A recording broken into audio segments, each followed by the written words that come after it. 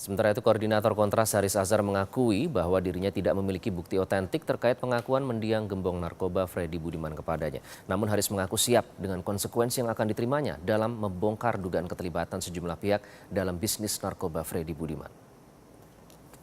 1 kali, 2 jam dia cerita ke saya. Kesaksian itu yang kalau menurut saya baiknya itu diikuti, coba dicari tahu lebih jauh. Gitu. Kalau bukti saya tidak punya bukti seperti yang saya khawatir, ini definisi bukti juga berbeda-beda kan. Tetapi kalau pakai acuan kitab Undang-Undang Hukum Acara Pidana, mungkin saya tidak punya bukti sebagaimana yang ada di KUHP tersebut, karena ini memang juga kejahatan yang high level gitu. Nah, tapi saya merasa bahwa ada banyak petunjuk. Kantor kami di Kontras juga sudah coba telusuri, ada sejumlah petunjuk yang bisa dikembangkan.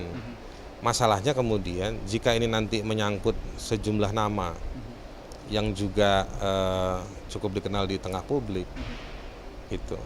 Apakah misalnya institusi-institusi terkait mau menindaklanjuti ketika saya menyebarkan ini? Ya, baik, itulah tadi pernyataan Anda mendengarkan dari Haris Azhar, Koordinator Kontras terkait dengan pernyataan Freddy Budiman. Bang Ruhut, ternyata ada tuh tahun 2012 sudah ada 2 polisi yang terlibat. Artinya pernyataan ini mungkin bukan omong kosong, Bang Ruhut? Kan saya sudah bilang, semangat kebersamaan. Mantap nggak polisi? Dia lindungin nggak? Nggak kan? Karena ada yang mau jadi saksi. Haris Budiman kan ada di Nusa Kambangan pada waktu itu. Kan bisa ditanya, siapa bintang 2 itu dari TNI? Siapa BNN itu? Itu kalau saya bilang sama Haris, maunya begitu dong. Haris ini kan kawan saya juga. Kan kawan saya juga. Kan tegas saya katakan. Ya, jangan seperti begini. Begitu juga. Ini bagus nih netapannya. Sebagian yang di BNN itu dijual lagi untuk operasi. Bukan, saya nggak sebut institusi. Ya oke lah, mau BNN mau polisi. Tolong kasih kesaksian. Datang ke saya ke Komisi 3. Jangan omong doang. Saya nggak mau itu. Mau nggak kita?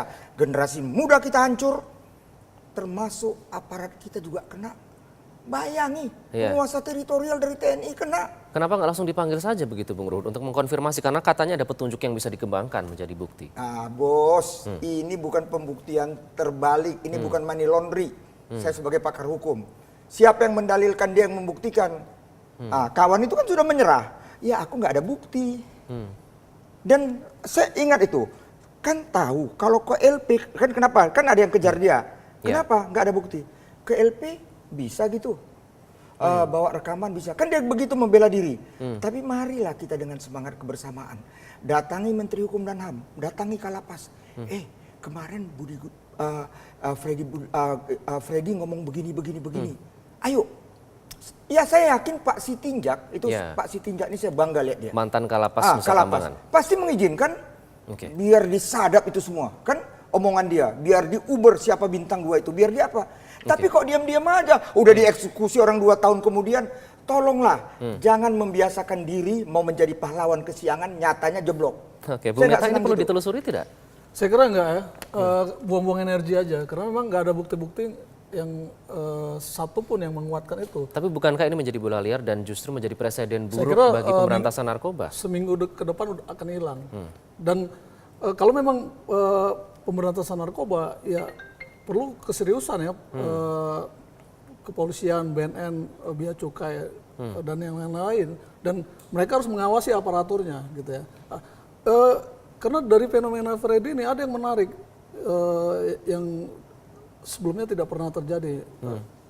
Freddy Budiman ini ya, orang yang beberapa kali bisa membuat pabrik ya, narkoba di dalam lembaga pemasyarakatan.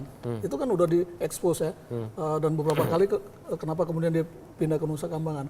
Kemudian fenomena yang menarik lagi adalah berdasarkan pengakuan Freddy yang dikutip Haris, bahwa ada aparatur yang menitip harga kepada Freddy, sehingga dari 5.000 harga barang itu bisa menjadi sekian ratus ribu, ada yang nitip 30.000, 20.000 ya. Ini menarik. Jadi narkoba ini seperti proyek. Kita tahu proyek juga banyak juga oknum-oknum aparatur yang menitip sekian persen komisinya. Nah, ini yang harus sebenarnya mulai. Oke lah, Freddy sudah lewat, mulai berbenah. Polisi, BNN, Bea Cukai mengawasi aparaturnya. Jadikan ini momentum begitu ya? Iya, menjadikan momentum. Kenapa? Karena Freddy mati, boleh saja dia mati, tapi jaringan, percayalah, jaringannya tidak akan mati. Karena akan ada kader-kader dia yang meneruskan bisnis ini gitu. Karena Kemudian ini darah segar. ada juga pernyataan dari mantan Kalapas Nusa Kambangan tadi seperti Bung Ruhut juga sudah menyatakan ini sempat ada petugas BNN katanya meskipun tidak dirinci namanya karena pada saat itu sedang tidak berada di Nusa Kambangan yang meminta agar kamera pengawas tidak diarahkan ke Freddy Budiman atau dilepas begitu. Apakah itu tidak menjadi indikator tersendiri? Iya, saya kira bisa saja orang BNN itu diperiksa ya oleh Propam ya atau oleh siapalah pemeriksa untuk mengetahui kenapa.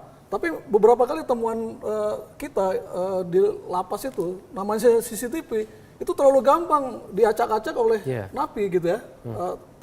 Artinya dibiarkan oleh para sipir gitu. Nah, kita pernah nemukan juga satu bandar narkoba di lembaga pemasyarakatan.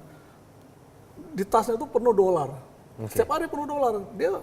Kita tanya ini buat apa? Ya, setiap saat oknum-oknum aparatur itu datang ke saya, istrinya sakit lah, anaknya mau sekolah, kemudian dia sendiri mau ikut pendidikan, jadi mereka harus mengeluarkan itu. Ini sebenarnya harus diperketat. Ini harus digali ya? Harus digali. Oke lah, Freddy udah lewat, tapi dibuat satu sistem untuk mengawasi aparatur yang ada sekarang. Karena percayalah, jaringan narkoba itu duitnya sangat banyak. Tidak berhenti mereka sampai terlalu di Freddy gampang, saja ya. terlalu Bang gampang Ruhut, membayar. bagaimana Anda melihat kesaksian Sitinjak yang menyatakan bahwa ada petugas BNN yang meminta kamera pengawas dilepas? Ini bagus ya. Ini salah satu bukti permulaan kan. Bisa dikembangkan. Kalau yang kayak gini bagus ya. Tinggal nanti siapa yang meminta dari BNN kepada Pak Sitinjak. Kan Pak Sitinjaknya ada. Ini bisa dikembangkan ya. Tapi kalau yang lain-lain itu gimana? Ya, saya kira tutup buku itu. Itu udah selesai, bongbong energi. Paling itu harus dikembangkan. Tapi saya lihat BNN sebagai mitra saya, sebagai kelembagaan ya, mau kepolisian, BNN itu mereka sangat baik. Tapi kalau seperti yang dikatakan Pak Sitinjak ada oknum, saya rasa ini harus ditelusuri. Ingat generasi muda kita, siapapun rakyat kita sekarang rusak. 5 juta orang sekarang menjadi sampah, tidak bisa apa-apa. Karena itu saya selalu mendukung Bapak Presiden kita kaitan dengan eksekusi mati. Pak Buas mengatakan udah 151 yang sudah inkrah sebenarnya, tapi ada celah hukum untuk PK. 71 lebih itu 70-an udah enggak. Eksekusi. Tadi Pak Neta Pane bagus banget mengatakan gara-gara hujan, gara-gara apa 10 ditunda. Ada apa ini? Artinya kalau ditelusuri berarti harus ada tindakan selanjutnya dong Bang Ruhut kalau sudah ada kesaksian dari Sitinjak juga. Itu bagus. Kalau itu saya rasa bisa Pak berangkat dari ditanya, pernyataan itu. Pak Sitinjak ini saya kenal ya, abangnya kawan saya, ini adiknya Pak Galumbang, kawan saya. Ini orang sangat bersih. Bang Neta, bisa berangkat dari pernyataan Pak Saya Sitinjak kira ini? dari pernyataan Pak Sitinjak itu bisa ditindaklanjuti. Toh CCTV itu sempat merekam siapa tuh petugas BNN itu ya. Inilah Propam Mabes Polri segera bila perlu PPATK juga menelusuri rekening orang ini. Kemudian karena dia sudah dicurigai diadakan pembuktian terbalik seperti apa kekayaan dia. Dari sini pintu masuk. Dari dia mudah-mudahan apa yang dikatakan Aris tadi bisa terbuka semua gitu kunci-kuncinya. Tapi memang harus ada petunjuk, harus ada bukti. Ya.